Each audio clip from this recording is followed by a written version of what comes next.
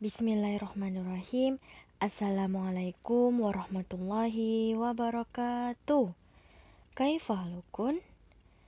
Semoga anak-anak ustazah semuanya selalu dalam keadaan sehat walafiat dan selalu dalam lindungan Allah Subhanahu wa taala.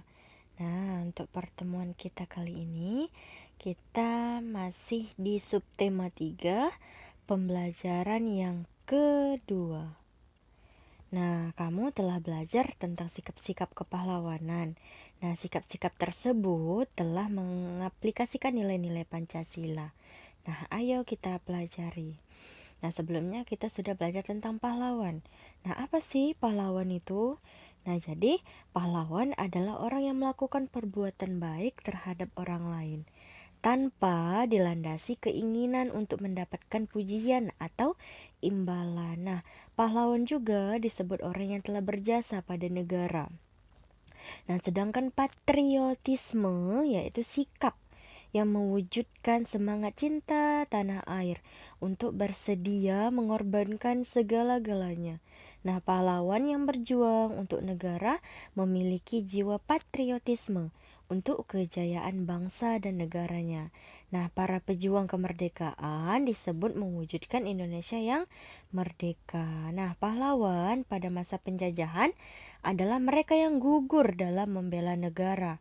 Nah, para pejuang menggunakan senjata seadanya, misalnya bambu runcing, keris, kemudian ada panah, pedang.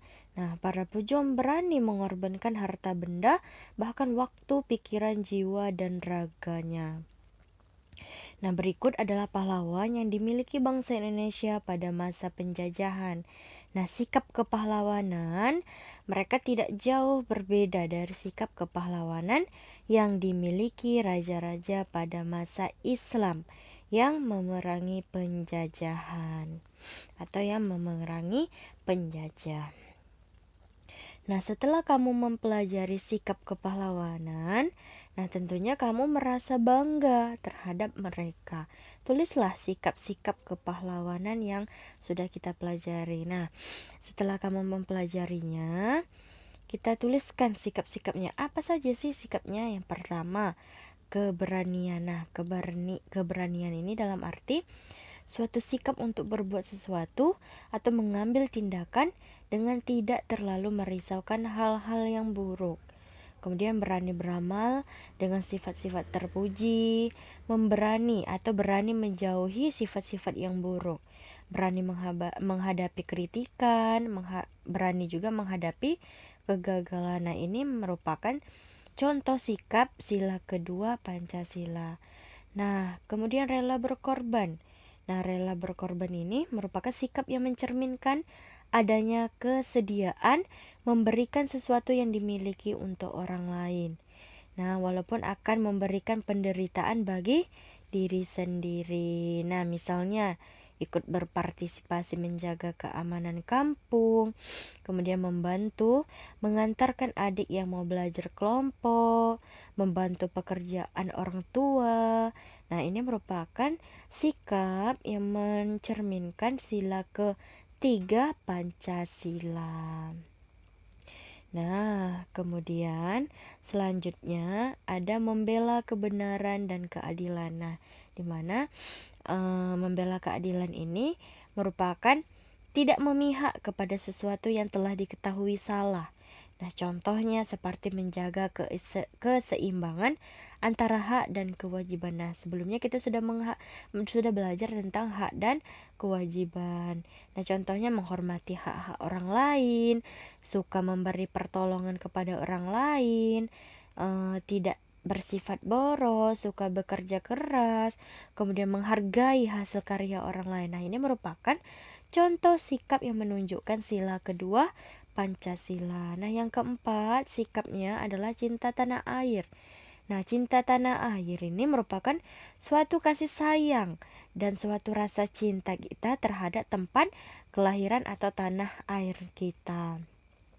Nah, contohnya belajar dengan tekun, hingga kita juga dapat ikut mengabdi dan membangun negara kita agar tidak ketinggalan dari bangsa-bangsa lain.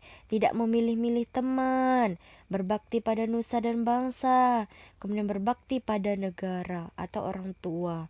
Nah, itu merupakan sikap Pancasila yang ketiga.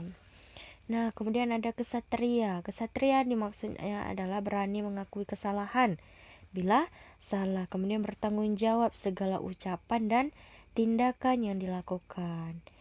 Nah, seperti jangan menyalahkan pihak lain atau aturan.